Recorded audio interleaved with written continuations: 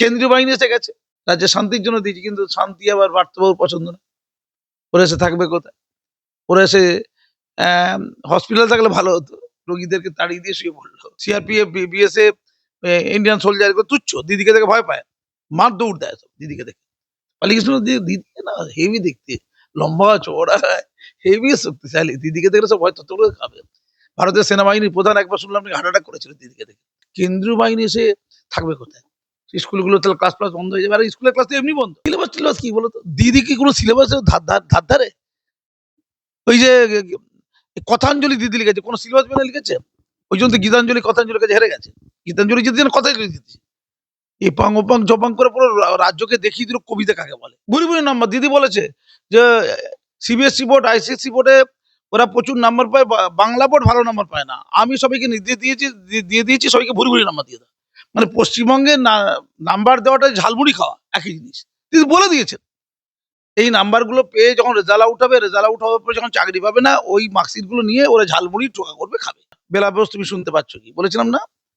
Starting ওরা 1100 দেবে 3 মাস পরে কনফার্ম। দিদি কিন্তু 3 মাস পরে কনফার্ম করেনি। আর তার স্টার্টিং 1100 দেয়নি, দিয়েছে 1500, ছেলের 1500, মেয়ের 1500, 3000 প্রেম করবে। তারা কি অসাধারণ লাইন দিয়েছে। তারা আর কোনোদিন চাকরি লাইনে যাবে না, তারা শুধুমাত্র যুবসাথী লাইনে যাবে।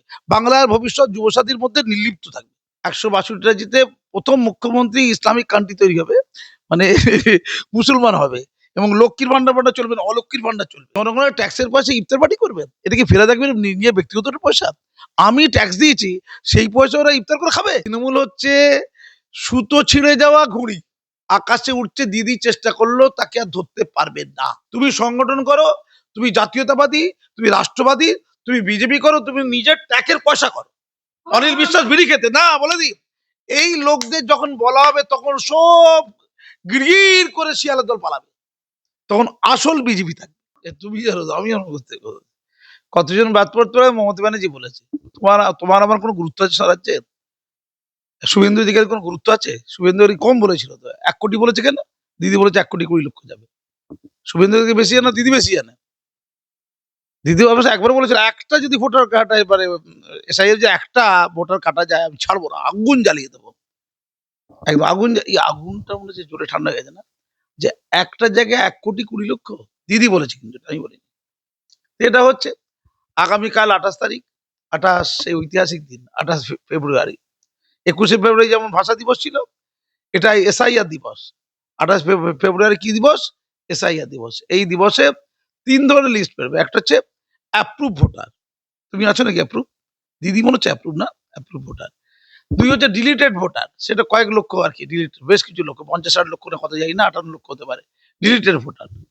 আর একটা হচ্ছে যাদেরকে নজরদারির মধ্যে রাখা হয়েছে, সেইটাও মনে হচ্ছে ওই 60-58 কিছু একটা হবে আর কি, 60 লক্ষের মতো, যে নজরদারির মধ্যে আছে, যাদেরকে এখনো তথ্য যাচাই যাদের বাকি আছে, মানে আগামী কালকের পরেও তাদের তথ্য যাচাই চলবে। সব মিলিয়ে দিদির যা হিসাব, তাতে 1,20,00,000 র্যাডারে। 1,20,00,000 মধ্যে কতগুলো বাঁচে, এটা হচ্ছে আসল কথা। যারা অ্যাপ্রুভ হয়ে গেল তার দুশ্চিন্তা নেই, তারা ধেই ধেই করে নাচবে। আর যারা ডিলিটেড, মানে যারা এখনো তথ্য যাচাইয়ের আওতা আছে, তারা একটু ধৈর্য ধরবে, দেখো এখন আমাদের তথ্য যাচাইটা হবে। আর যারা ক্যান্সেল হয়ে গেল, যারা ক্যান্সেল অর্থাৎ একেবারে ডিলিটেড, তার মধ্যে মৃত ভোটার আছে। তো মৃত ভোটাররা কি শ্মশান থেকে, কবর থেকে উঠে আসবে? মনে হচ্ছে উঠে আসবে না। তাদের আত্মীয় স্বজন উঠে আসতে পারে অবশ্য, বাড়ি ঘর থেকে অস্ত্রশস্ত্র নিয়ে। তারা কিন্তু মানে যারা যারা তাদের মধ্যে আছে, ওই ডবল এন্ট্রি, 2 নম্বর এইসব আছে না, মানে ভূত ভোটার, তারা সবাই কিন্তু কালকে ভয় হচ্ছে এসডি অফিস, বিডিও অফিসে ভাঙচুর না করে। তো কেন্দ্রীয় বাহিনী এসে গেছে। কেন্দ্রীয় বাহিনীকে ওই জন্যই তো এত ভোটের আগে এত আগে পাঠিয়েছে কেন্দ্রীয় বাহিনীকে, নাহলে পাঠাতো না, একটু পরেই পাঠাতো। ভোট ঘোষণা এখন দুরন্ত, তো তাহলে এখন দিল কেন? রাজ্যে শান্তির জন্য দিয়েছি, কিন্তু শান্তি আবার পার্থবাবুর পছন্দ না। ওরা এসে থাকবে কোথায়? ওরা এসে হসপিটাল থাকলে ভালো হতো, রোগীদেরকে তাড়িয়ে দিয়ে শুয়ে পড়লো, বেডে শুয়ে পড়লেন, হয় না তো। তারপরে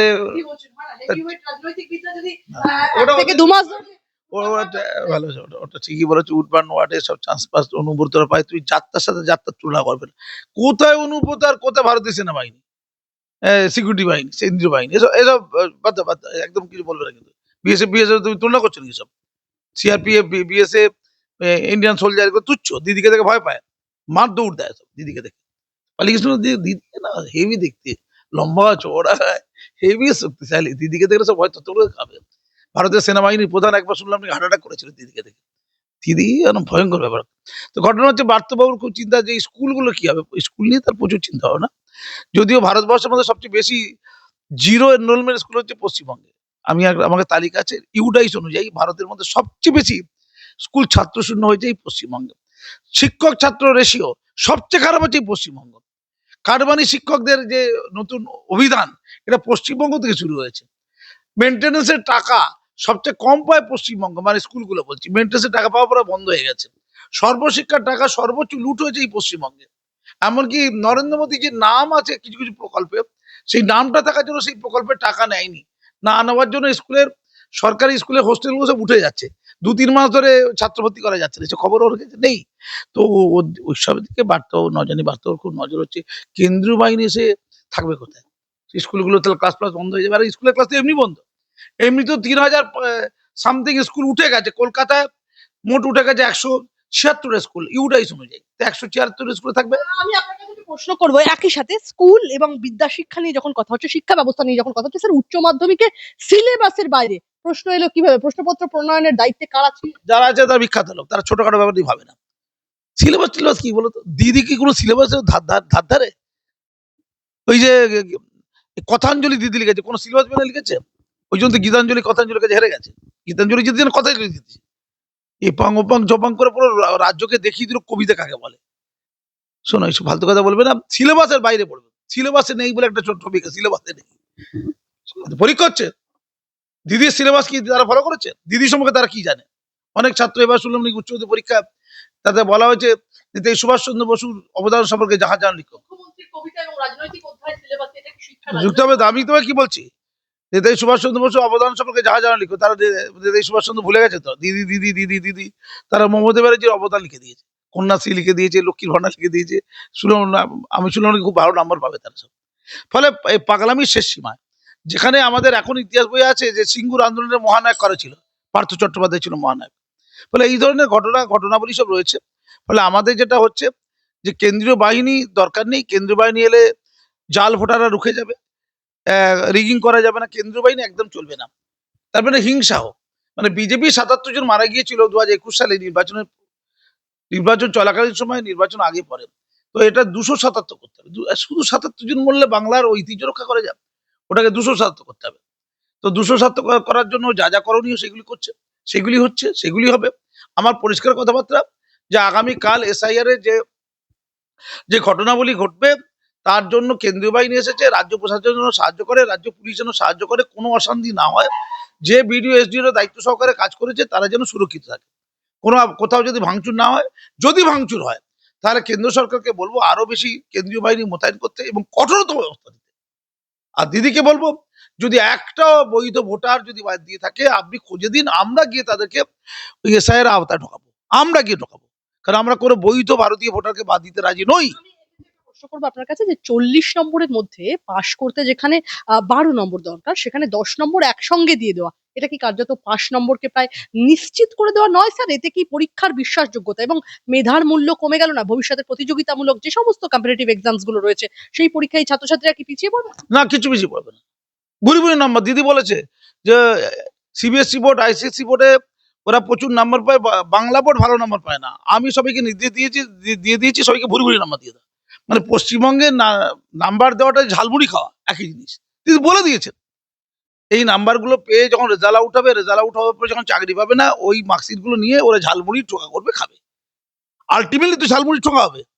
তো তাদের নাম্বার দিয়ে তুমি এত কিপটে কেন বলো তো? দিদি এত মন খোলা, দিলদা, তুমি কিপটে কেন? 40 ঘন্টায় 13 লক্ষ, পরে 56 লক্ষের বেশি রেজিস্ট্রেশন, এটা কি চাকরির বাজারে একদম আস্থাহীনতার প্রমাণ? যুবসাথী কি বাস্তব সমাধান, না বেকারত্ব ঢাকার অস্থায়ী রাজনৈতিক পদক্ষেপ? যুব সমাজের, শোনো, আমি তোমাকে আগেও মনে হচ্ছে ইন্টারভিউ বলেছিলাম, সেই অঞ্জন দত্তের গানটা বেলাবেশ তুমি শুনতে পাচ্ছ কি, বলেছিলাম না? স্টার্টিং ওরা 1100 দেবে 3 মাস পরে কনফার্ম। দিদি কিন্তু 3 মাস পরে কনফার্ম করেনি, আর তার স্টার্টিং 1100 দেয়নি, দিয়েছে 1500। ছেলের 1500, মেয়ের 1500, 3000। প্রেম করবে, টিকটক করবে, ইউটিউব করবে, ঘুরবে বেড়াবে, ফুচকা খাবে। মানে দুবেলা খাবে না, একবেলা খাবে। দিদি একবেলা খায়, ঝালমুড়ি খাবে। এত অসাধারণ সুযোগ করে দিয়ে এই যুব সম্প্রদায় যুবতী সম্প্রদায়কে মার্কেটে নামিয়ে দিয়েছে, রাস্তায় নামিয়ে দিয়েছে। তারা কি অসাধারণ লাইন দিয়েছে। তারা আর কোনোদিন চাকরি লাইনে যাবে না, তারা শুধুমাত্র যুবসাথী লাইনে যাবে। বাংলার ভবিষ্যৎ যুবসাথীর মধ্যে নির্লিপ্ত থাকবে। তাতে তোমার ঈর্ষা কেন গো? এত হিংসা কেন?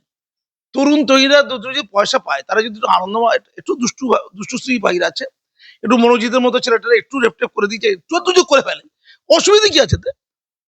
একটু দুষ্টুমি করবে না? তোমরা কি ছোট ছিলে না? তুমি তো ছোট আছে করার। হ্যাঁ।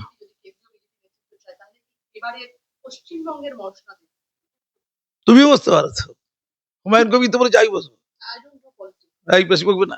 হুমায়ুন কবির বলেছে 182টা আসনে, মজার কিন্তু বেশ। আমি খালি ভাবছি কে সঠিক কে বেঠিক। 182টা আসনে ক্যান্ডিডেট দেবে, 162টা জিতবে। কটা? 162টা জিতে প্রথম মুখ্যমন্ত্রী ইসলামিক কান্ট্রি তৈরি হবে, মানে মুসলমান হবে। এবং লক্ষ্মীর ভান্ডার চলবে না, অলক্ষ্মীর ভান্ডার চলবে। লক্ষ্মী পক্ষী হিন্দুত্ববাদী ব্যাপার সব চলবে না। এই দিদি একটু হিন্দুত্ববাদী ব্যাপারটা চলছে না। আলীর ভান্ডার বললো না কেন? ফিরাদ ভান্ডার বললো না কেন? এটা কিন্তু খুব নাইনসাফি। এইগুলো বলেছে আমরা এখানে ইসলামিক মানে সব জয়লাভ করবো। তো দিদিও বলছে, হুমায়ুনও বলছে, টস করুন, আমি জানি না ভাই কে দিল। আজকে একটা বলছি, মাথায় কাপড় টাপড় দিয়ে গত কালকে ও ইফতার পার্টি করেছে, ভরা পেটে তো করবে, খালি পেটে তোমার মধ্যে কি? খালি পেটে করবে? ঝালমুড়ি খেয়ে গেছে, এই আলুর চপ মুড়ি খেয়ে, ঝালমুড়ি না খেয়ে গেছে। একবেলা রাত্রে খাবে না, রাত্রে ওই সন্ধ্যাবেলা যে খেয়েছো, তারপর তোমার মতো নয় যে অত ইফতার করার পর আবার রাতেই খাবে। তো এটা খেয়ে যে মাথায় কাপড় দিয়েছে। তবে ওই ইসলামে না লা ইলাহা ইল্লাল্লাহু মুহাম্মাদুর রাসূলুল্লাহ বলে মানুষের যখন মোনাজাত শেষ হয়, দিদি তো বুঝতে হয়নি, সে আগেই মুখের উপরে দিয়েছে। কত ধরনের মুরগিমান। আচ্ছা, কলকাতা কর্পোরেশন, লিখেছিলেন যে কর্পোরেশন যে করলো ইফতার পার্টিটা, ওটা কার পয়সা করলো? জনগণের ট্যাক্সের পয়সা ইফতার পার্টি করবে? এটা কি ফেলে দেখবেন নিজের ব্যক্তিগত পয়সা? আমি ট্যাক্স দিয়েছি, সেই পয়সা ওরা ইফতার করে খাবে? তুমি পৌলমি ট্যাক্স দিয়েছো, সেই পয়সায় ওই ওই বুড়োগুলো ইফতার করে খাবে? এটা কে বলে? যে পারমিশন কোথায় লেখা আছে? সংবিধানে কোন জায়গায় লেখা আছে? কোন ধারায় লেখা আছে? কোন উপধারায় লেখা আছে যে পার্টিকুলারলি ধর্মের জন্য জনগণের ট্যাক্সের টাকায় ফুর্তি করবে? ফুর্তি ফুর্তি হচ্ছে। আর এই ইফতার পার্টিতে মাথায় কাপড় দেওয়ার দরকার নেই। মহিলাদের আছে অবশ্য, মহিলাদের একটু সাফসুদ্র হয়ে ইসলামিক কিছু ব্যাপার আছে, ওগুলো আর বললাম না। সেগুলো তো দিদি নিশ্চয়ই করেননি। ইসলামিক বিধি অনুযায়ী মহিলাদের পুরুষদের করতে হয় কোনো সময়, নাহলে বসা যায় না। সেগুলো করেননি। কিন্তু ওই মাথায় টুপিটা দেওয়া জরুরি নয়। মানে ওই ইফতার পার্টিতে ইফতার খাওয়ার সাথে নামাজ পড়ার কোনো সম্পর্ক নেই, মাথা টুপি জড়ি না। কিন্তু মোল্লাগুলো দেখছিল মাথা টুপি তেমন দেয়নি, হিন্দুগুলো কিন্তু হেভি লম্বা লম্বা টুপি দিয়েছিল বুড়ি করার জন্য। আল্লাহ খুশি হবে না, আল্লাহ জানে আমাকে নিয়ে বুড়ি করছে, কি করছে, মানে আল্লাহকে নিয়ে ব্যবসা করছে। তোরা ইতিমধ্যে বিবেকানন্দ নিয়ে ব্যবসা করেছিস, রবীন্দ্রনাথকে নিয়ে ব্যবসা করেছিস, রামকৃষ্ণ পরমহংস ছাড়িনি, কিন্তু মা শারদাকে নিয়ে করেছে। কাকে কাকে নিয়ে? মা দুর্গাকেও ছাড়িনি। তো এগুলো মানলাম, তো এগুলো ইসলাম কাজী এগুলো সব হিন্দু ধর্মের ব্যাপার, এগুলো হোক। আমার কি বয়ে গেছে? তোর হিন্দু ধর্ম নিয়ে চাপারিস কর, আমাদের মোল্লা ধর্ম নিয়ে তোর ছেলেগুলো করবি? মুসলমানগুলো সত্যি কাপুরুষ হয়ে গেছে, নির্লজ্জ এরা। ধন্যবাদ। আমার শেষ দুটো প্রশ্ন আপনার কাছে। একদিকে বিচারকরা, জুডিশিয়াল অফিসাররা, তারা ভয় পাচ্ছেন এ রাজ্যে কাজ করতে আসতে। অন্যদিকে ভোটের আগে যেমনটা আপনি ব্যাখ্যা করলেন যে বাংলায় মোতায়েন হতে চলেছে 480 কোম্পানির কেন্দ্রীয় বাহিনী। তাহলে ভোট কি এসেই গেল না গন্ডগোল? গন্ডগোল এসে গেল। ভোটটা বড় হবে, গন্ডগোলটা আগে হবে। এই গন্ডগোলটা কেন্দ্রীয় বাহিনী কতটা টেক আপ করতে পারে, দিস ইজ লাখ টাকার কোশ্চেন। এটা অন্তত হোক। আমার পরিষ্কার কথা, ভোট গঙ্গা জলে ডুবে যাক, ভোট উচ্ছন্নে যাক, একটা বাংলার মানুষের রক্ত না ঝরে, একটা মানুষের জীবন এরকম হাজার হাজার ভোটের চেয়ে অনেক গুরুত্বপূর্ণ। ভোটে ঢপে চপ হয়, এক চোর চলে গেল, এক চোর এলো, এক ডাকাত চলে গেল, আরেক ডাকাত এলো। আমি বিজেপিকে পরিষ্কার করে বলেছি, আপনারা যদি কোনোদিন স্বপ্ন দেখেন ক্ষমতা আসবেন, ভালো লোকগুলোকে বাঁচুন, ভালো লোকগুলোকে খুঁজুন। ওই ভালো লোকগুলি ভালো বাংলা মানুষকে ভালো রাখবে। ধান্দাবাজ এপার থেকে চলে এসছে, ওপার থেকে চলে এসছে, এটা আমার সাজেশন। তো এটা যে কোনো ভালো মানুষের সাজেশন। ভালো মানুষ ছাড়া কখনো ভালো রাজনীতি হবে না, ভালো সরকার হবে না।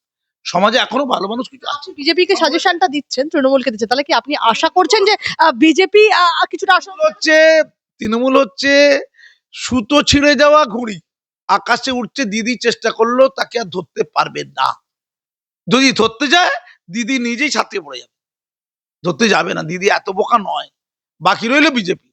এখন বিজেপির নরেন্দ্র মোদীজি, অমিতজিদের একটু মাথায় রাখতে হবে, ভালো মানুষ পশ্চিমবঙ্গে এখনো দু চারটা আছে না ভাই, এখনো দু চারশো আছে।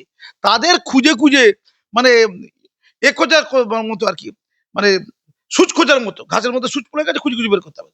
খুঁজে খুঁজে নিয়ে তাদের হাতে পায়ে ধরে আপনি আসুন বাংলা বাঁচান, এইভাবে বাংলা বাঁচান। এছাড়া রাস্তা কিচ্ছু নেই। যারা বলছে, আমি আজকে বিজেপির একজন নেত্রীকে বলছিলাম যে দিল্লিকে আমি সাজেশন দেবো যে টাকা পয়সাগুলো রাজনীতি বা সাংগঠনিক জন্য পাঠাওটা বন্ধ করে দিন। একটা টাকা দিল্লি পাঠাবে না। তুমি সংগঠন করো, তুমি জাতীয়তাবাদী, তুমি রাষ্ট্রবাদী, তুমি বিজেপি করো, তুমি নিজের ট্যাক্সের পয়সা করো। অনিল বিশ্বাস বিড়ি খেতে না বলে দিই, এই লোকদের যখন বলা হবে তখন সব গির করে শিয়ালের দল পালাবে, তখন আসল বিজেপি থাকবে। এখন যেমন আসল বামের একটু আছে, নকল বামেরা সব কেটে পড়েছে। আমার শেষ দুটো প্রশ্ন আপনার কাছে, একদম শেষে চলে এসেছি। এই যে সুপ্রিম কোর্টে এসআইআর নিয়ে তীব্র ভৎসনার মুখে পড়ল রাজ্য সরকার, কোথাও গিয়ে তৃণমূলের কি খেলা শেষ হয়ে গেল? কি খেলা ফেলা আর কি, ও তো খেলাটা তো এমনি সবসময় খেলবে, না খেললে তো দিদি অসুস্থ হয়ে যাবে। খেলা হচ্ছে না। সুপ্রিম কোর্টে কি হলো না হলো কি, সুপ্রিম কোর্ট ডিএ হয়েছে, ডিএ 25% বকেয়া ডিএ দিতে বলেছে, সুপ্রিম কোর্ট পাত্তা দিয়ে সুপ্রিম কোর্টকে ছোট ক্যাটারের জায়গায় সুপ্রিম কোর্ট, তুমি দিদির সাথে কম্পেয়ার করছো? আমার শেষ প্রশ্ন আপনার কাছে, ফের জেলায় জেলায় বোমাতঙ্ক, এবং শুক্রবার সকালে হাওড়া, আসানসোল, বাঁকুড়া, কাটোয়া সহ একাধিক এলাকার পোস্ট অফিসে পৌঁছে যায় হুমকির মেল। জানা যাচ্ছে যে হুমকি মেলে 11টার মধ্যে 11টার মধ্যে অফিস ফাঁকা করার নির্দেশে দিয়ে লেখা হচ্ছে যে পবিত্র শুক্রবারই আসল জিহাদ। ঘটনাকে কেন্দ্র করে একদম স্বাভাবিকভাবেই ব্যাপক চাঞ্চল্য ছড়িয়েছে। যুদ্ধকালীন তৎপরতায় ফাঁকা করে দেওয়া হয়েছে পোস্ট অফিস। ঘটনাস্থলে গিয়েছে বম্ব স্কোয়াড। আমার না সব কিছুতে কোনো না নেই, একটু মজা ঠাট্টা করছিল রে ভাই, মদ খেতে খেতে মজা ঠাট্টা, একটা কাজ কর না, যতগুলো সব পোস্ট অফিস আছে একটা মেল করে দে, করে দিয়ে ভয় দেখে দে বোমা আছে, আসলে কিছু নেই, ভয়টা দেখে তোর মজা ঠাট্টা হবে, তারপর মদ খাবো, আবার পরের দিন মদ খাবো, যে কত টেনশনে পড়লো লোকেরা। আচ্ছা এগুলো করছিস করছিস ঠিক আছে, তার সাথে আবার জেহাদ, তার সাথে আবার পবিত্র শুক্রবার যুক্ত করে আবার সে মোল্লা তন্ত্র ঢুকিয়ে দেওয়া হলো। আরে ওটা করছিস কর, মোল্লাদের দেখে দেওয়ার খুব দরকার আছে? এই ইচ্ছা কি তোরা তো, দেখো ভাই ইয়ার্কি করার তো মজা আছে, তোরা ইয়ার্কি ফচকিবি করবি, নোংরামি নষ্টমি করবি, তার সাথে মোল্লাকে জড়িয়ে কত আর একটা জাতিকে দেখে দিবি, দেখে দেখে দেখে দেখে দেখে গেল তো, দেখে দেখে দেখে দেখে জাতিটা পুরো শেষ হয়ে গেল। আর ওই ইবাদত, আল্লাহ দিদিকে শুধু পশ্চিমবঙ্গে নয়, দিদিকে দিল্লিতে ক্ষমতা না আল্লাহ বলে নামাজ পড়ছে, উর্দুভাষী মুসলমানগুলো, বাঙালি ভাষী না। আচ্ছা দিল্লি যদি বাংলাতে ক্ষমতা রয়েছে, এবার দিল্লি তো ক্ষমতা গেল, তাতে যদি জনগণের সাড়ে সর্বনাশ হয়, দিদিকে কেউ ধরবো না, ওই মোল্লাগুলোকে ধরবো, ওই দায়ী টুপিওয়ালাগুলো ধরবো, ধরে হাত পা ভেঙে ডাস্টবিনে ফেলে দেবো। ধন্যবাদ।